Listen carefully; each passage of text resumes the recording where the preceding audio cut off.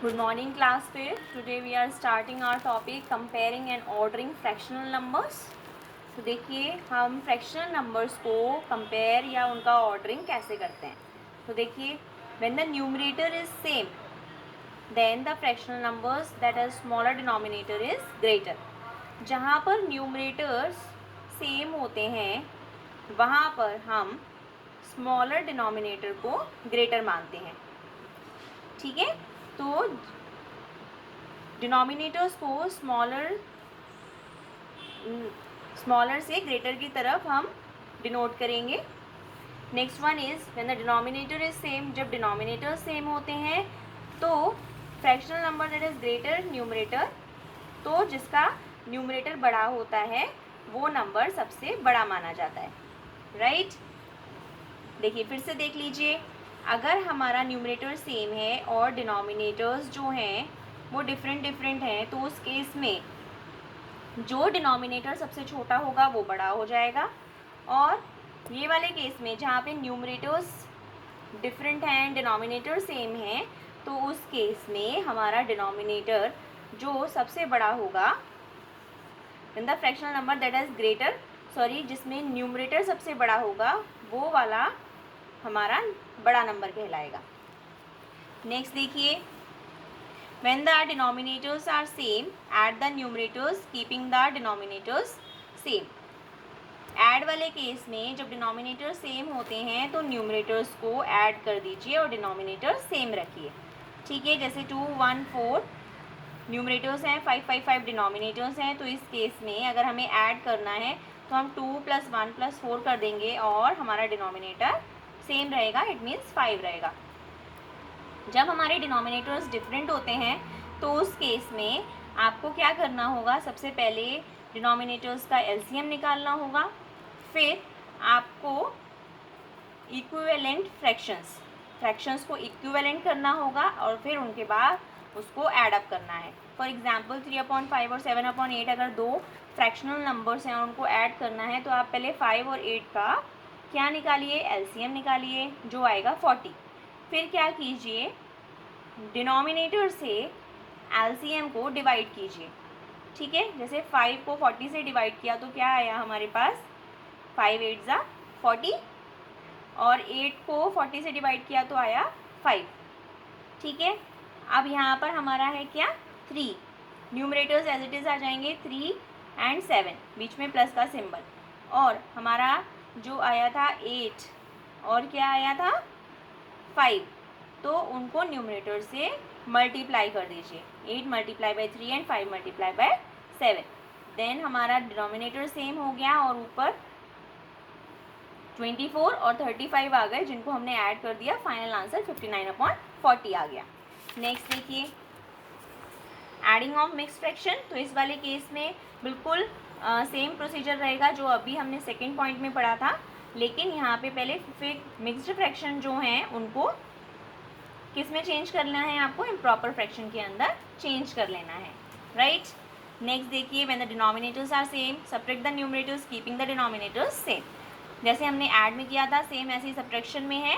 बस आपको क्या करना है, अगर डिनोमिनेटर सेम है तो न्यूमरेटर्स को आपस में माइनस कर दीजिए. अगर हमारे डिनोमिनेटर्स डिफरेंट हैं तो आपको क्या करना है, convert the fraction into like fraction. तो कन्वर्ट करना है लाइक फ्रैक्शन में इनको.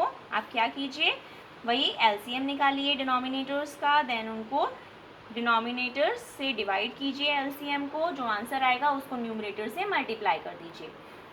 ठीक है, नेक्स्ट देखिए subtraction of mix fraction.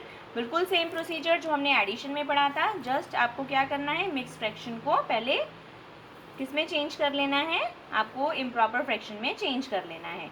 Right then multiplication of fractions.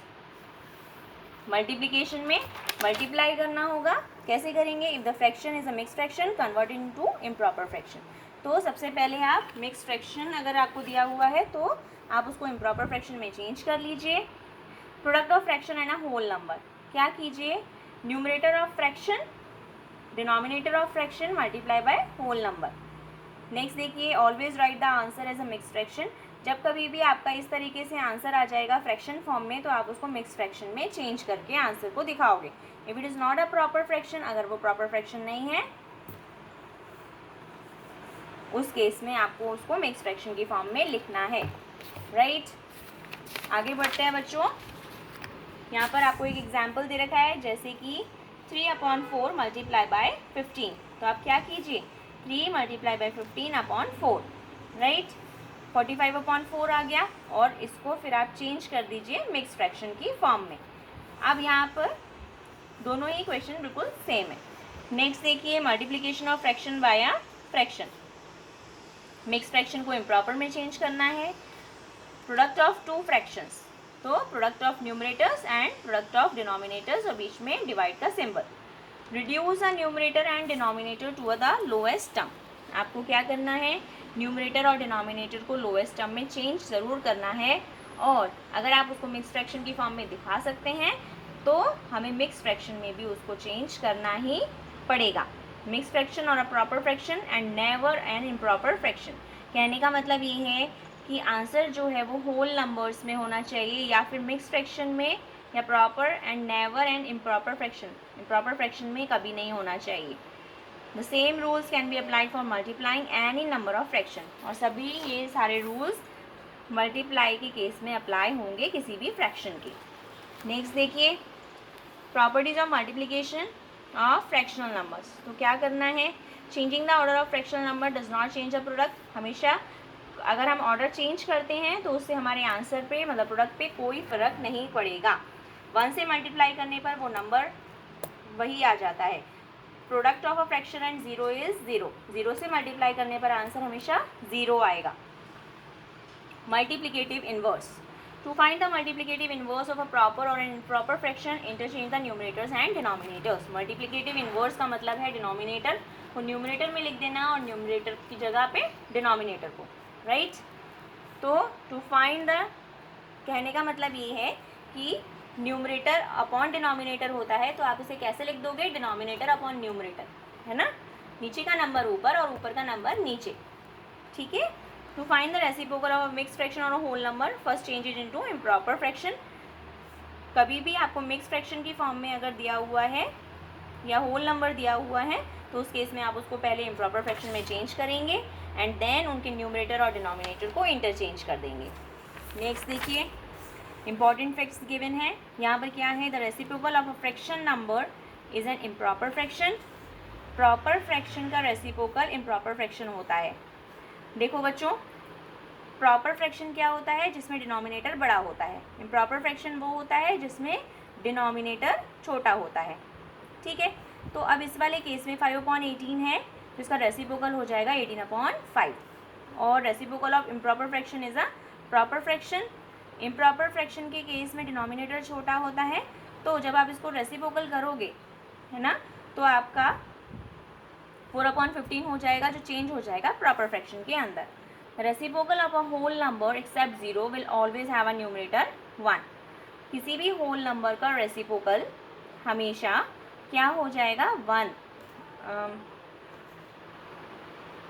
तो उस केस में न्यूमरेटर हमेशा 1 हो जाएगा। It will be a unit fraction, और जिसका न्यूमरेटर 1 होता है वो हमेशा यूनिट फ्रैक्शन कहलाता है। 0 के केस में हम ऐसा नहीं कर सकते, क्योंकि 1/0 इन्फिनिटी को दिखाएगा। 0 से किसी भी नंबर को डिवाइड करने पर अनडिफाइंड आंसर आता है, इसलिए। The multiplicative inverse of 1 is 1, और 1 का इनवर्स जो होगा मल्टीप्लिकेटिव इनवर्स वो हमेशा 1 ही होगा। The multiplicative inverse of 0 can not be find, और 0 का मल्टीप्लिकेटिव इनवर्स फाइंड आउट नहीं किया जा सकता। That is a not defined answer. Okay students, now you have to do your exercise 5A. Till then, bye.